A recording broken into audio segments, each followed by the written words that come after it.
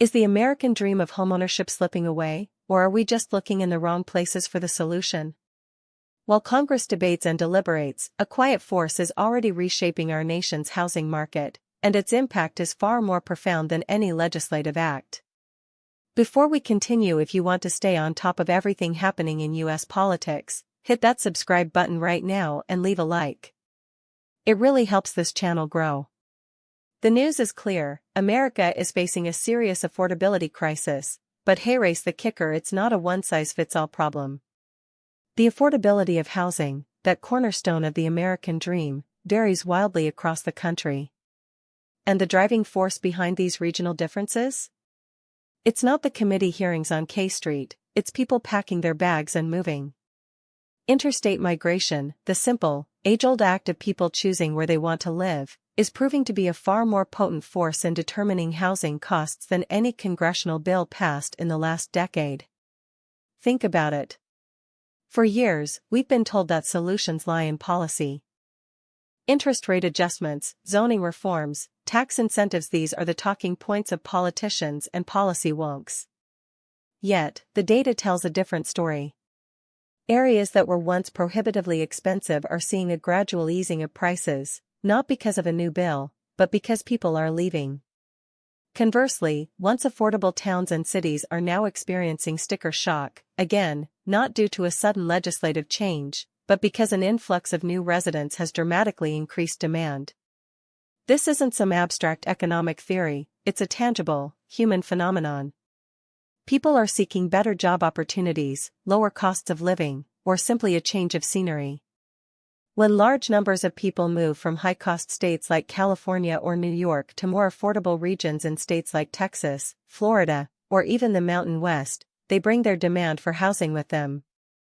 This increased demand, especially in areas with slower construction rates, inevitably drives up prices.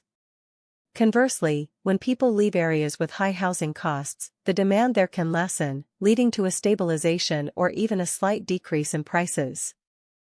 This dynamic is entirely driven by individual and family decisions, by the collective will of Americans to seek out better lives, rather than by directives from Washington. It's a grassroots economic adjustment, a market correction happening organically, bypassing the slow, often gridlocked machinery of Congress. So, what does this mean? It means that the narrative we're often fed that politicians hold the keys to solving our housing woes might be fundamentally flawed. While policy can certainly play a role, it's the uncoordinated, decentralized movement of people that's having the most significant impact. This puts a spotlight on the limitations of top-down solutions. Congress can pass legislation, but they can't dictate where people choose to build their lives. Who is affected by this? Everyone, in different ways.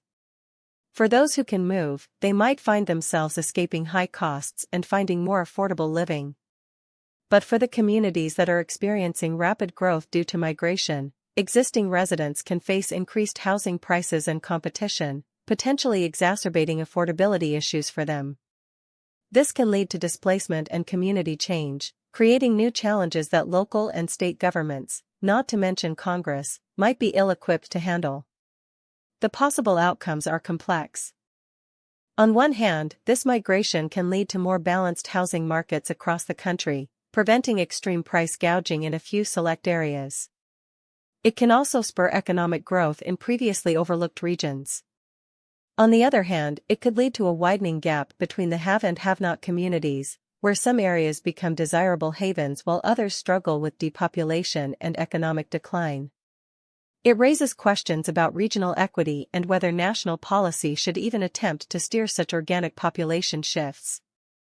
This shift also highlights a critical question: if people are voting with their feet, are we as a nation truly addressing the root causes of our affordability crisis, or are we just witnessing a geographical redistribution of the problem? So what do you think about this? Is interstate migration the real solution to America's housing affordability crisis, or is it just shuffling the deck? Drop your opinion in the comments below. I read every single one.